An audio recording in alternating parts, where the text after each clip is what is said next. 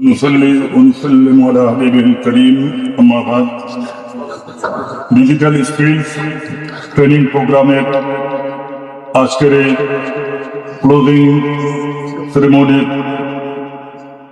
অনুষ্ঠানের মঞ্চ অধিষ্ঠ মাননীয় সভাপতি professor doctor M Moshiul Haque sir, chief guest হিসেবে ভার্চুয়াল অংশগ্রহণ করেছেন professor doctor Mohammad Abdul Matin Milia, guest of honour professor doctor Mukum Akbar Hossain, chairman Anjuman education management board, special guest professor doctor Kazi Dilwar Hossain, special guest হিসেবে আছেন professor doctor Sheikh Mohammad Humayun Kabir sir, honourable principal Allama Kazi Abdul Alim Rezvi sir, honourable principal doctor Maulana Sarwaruddin sir, এবং আমাদের সবচাইতে যার কাছে আমরা কৃতার্থ, যিনি আমাদের তিনটে প্রতিষ্ঠানের সাথে আজকের এই প্রোগ্রামের যিনি সূচনা করেছিলেন, তিনি হচ্ছেন আমাদের সকলের প্রিয় প্রফেসর।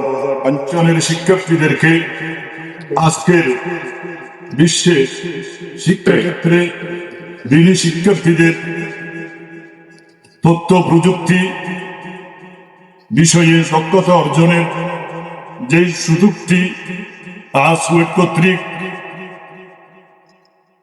প্রদান করা হয়েছে, এই জন্য আমি সর্বপ্রথম সুয়েট কর্তৃপক্ষের কাছে কৃতজ্ঞ, এবং যারা সম্মানিত স্যারেরা অত্যন্ত আন্তরিক পরিবেশে আপনার সুনির্দিষ্ট সিলেবাসের আলোকে সফলভাবে এই কোর্স সম্পন্ন করেছেন, প্রয়োজনীয় নির্দেশনা দিয়েছেন, এবং যারা শিক্ষার্থীরা তিনটি প্রতিষ্ঠানের শিক্ষার্থীরা অংশগ্রহণ করে যারা তথ্য প্রযুক্তি বিষয়ে স্কিল ডেভেলপ কার্যক্রমে দক্ষতা অর্জন করে যারা আজ এখানে সনদ অর্জন করতে যাচ্ছে, সকলের প্রতি আমি ধন্যবাদ জানাচ্ছি। আমরা জানি আজকের যুগে বিশেষ করে দ্বীনি শিক্ষায় তথ্য প্রযুক্তি জ্ঞানের দক্ষতা অর্জনের গুরুত্ব ও প্রয়োজনীয়তা অনস্বীকার্য। সুতরাং এ বিষয়ে আমরা জানি সংক্ষেপে যে মুসলমানদের 700 খ্রিস্টাব্দ থেকে 1500 খ্রিস্টাব্দ পর্যন্ত এই সময়টি ছিল মুসলমানদের জ্ঞান বিজ্ঞানের স্বর্ণযুগ।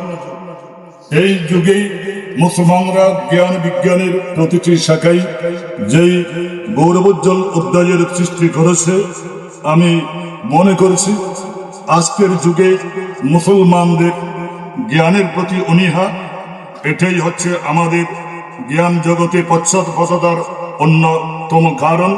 আমরা যদি আবার আমাদের মহামনীষীরা যারা জ্ঞানের প্রতিটি ক্ষেত্রে আলোকবর্তিকা ছিলেন, বিশেষত আমরা জানি বিশ্বের ভৌগোলিক মানচিত্র যিনি প্রথম আবিষ্কার করেছেন তিনি হচ্ছেন ইসলামের মহান ঐতিহাসিক মনীষী ইসলামী দার্শনিক ইমাম ইবনে হলদুন, আল্লামা ইবনে হলদুন। এইভাবে গণিত, জ্যোতির্বিদ্যা, ইতিহাস এবং জ্ঞান বিজ্ঞানের প্রতিটি শাখায় মুসলমানদের এই কীর্তিময় ইতিহাস, সেটা ইতিহাসের গৌরবোজ্জ্বল অধ্যায়। আমরা জানি আল জবর ওয়াল মোকাবিলা আরবি বিষয়ে, আরবি ভাষায় গণিত বিষয়ে সর্বপ্রথম মোহাম্মদ বিন মুসা আল হারজমি গণিত এবং জ্যোতির্বিজ্ঞানের উপর আরবি ভাষায় কিতাব রচনা করে বিশ্বকে জ্ঞান বিজ্ঞানে মুসলমানদের অবদানের যেই গৌরবোজ্জ্বল কীর্তি রেখে গেছেন সেটি ইতিহাসে অম্লান হয়ে আছে। আল জবর ওয়াল মোকাবেলা থেকে আল জেব্রা নামের সূত্রপাত।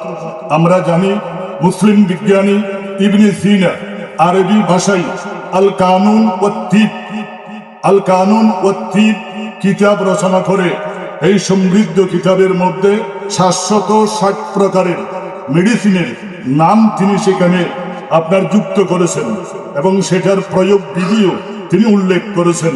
এভাবে ইসলামের মহামনীষীরা জ্ঞান বিজ্ঞানের প্রতিটি ক্ষেত্রে যে অবদান রেখেছেন, আমরা জানি কোরআনুল কারীমের 6666 আয়াতে কারীমের মধ্যে 700-এর অধিক আয়াত হচ্ছে জ্ঞান বিজ্ঞান সংক্রান্ত। জ্ঞান বিজ্ঞান অর্জনের জন্য সবচেয়ে বেশি অনুপ্রেরণা দিয়েছেন আমাদের নবী ইমামুল আম্বিয়া সৈয়দুল মুরসালিন রহমাতুল লিল আলামিন মুহাম্মদুর রাসূলুল্লাহ সাল্লাল্লাহু আলাইহি ওয়াসাল্লাম। তিনি ইরশাদ করেছেন, তালাবুল ইলমে ফরিদাতুন আলা কুল্লি মুসলিমিন ওয়া মুসলিমাতিন। আর এই জ্ঞান বিজ্ঞানের দ্বারকে উন্মোচন করে গবেষণায় আত্মনিয়োগ করার জন্য যারা নিবেদিত প্রাণ হবে তাদের মর্যাদা সম্পর্কে বলেছেন, আল উলামা ওয়ারাসাতুল আম্বিয়া। উলামা মানে শুধুমাত্র যারা তাফসীর, হাদিস, ফিকহ, ইসলামী জ্ঞান বিজ্ঞানের বিশেষজ্ঞ তারা নয়। আজকের যুগে কোরআন হাদিস দ্বীনি শিক্ষাকে উচ্চ মার্গে ডেভেলপ করার জন্য তথ্য ও আপনার প্রযুক্তি বিদ্যার পারদর্শী যারা তারাও আলেম। আলেম মানে হচ্ছে জ্ঞানী। আর সায়েন্সকে আরবিতে এলম বলা হয়। এলম বলা হয়। রাসূলুল্লাহ সাল্লাল্লাহু আলাইহি ওয়াসাল্লাম ইরশাদ করেছেন, তাআল্লামুল ইলমা ওয়া আল্লিমুহুন নাস। তোমরা জ্ঞান বিজ্ঞান অর্জন করো এবং মানুষের কাছে ছড়িয়ে দাও, মানুষের কাছে প্রচার করো। আর আমাদের যিনি আঞ্জুমানের অধীনে, আঞ্জুমান এডুকেশন ম্যানেজমেন্ট বোর্ডের অধীনে গোটা বিশ্বব্যাপী শিক্ষা ক্ষেত্রে যুগান্তকারী বিপ্লব যিনি সাধন করেছেন, শতাব্দীর মুজাদ্দিদ হযরত আলে রাসূলুল্লাহ সৈয়দ মুহাম্মদ তৈয়ব শাহ রহমাতুল্লাহ আলাইহি, তিনি তার অমূল্য বাণী আছে, কাম করো ইসলাম কো বাঁচাও, দিন কো বাঁচাও, সচ্চা আলেম তৈয়ার করো। এই সত্যকার আলেমে দিন এই তৈয়ার করার সূতিকাগার জামিয়া আহমদিয়া সুন্নিয়া আলিয়া, জামিয়া আহমদিয়া সুন্নিয়া মহিলা মাদ্রাসা এবং মাদ্রাসায়ে তৈরিয়া ইসলামিয়া সুন্নিয়া সহ সারা দেশে বিদেশে অসংখ্য প্রতিষ্ঠান।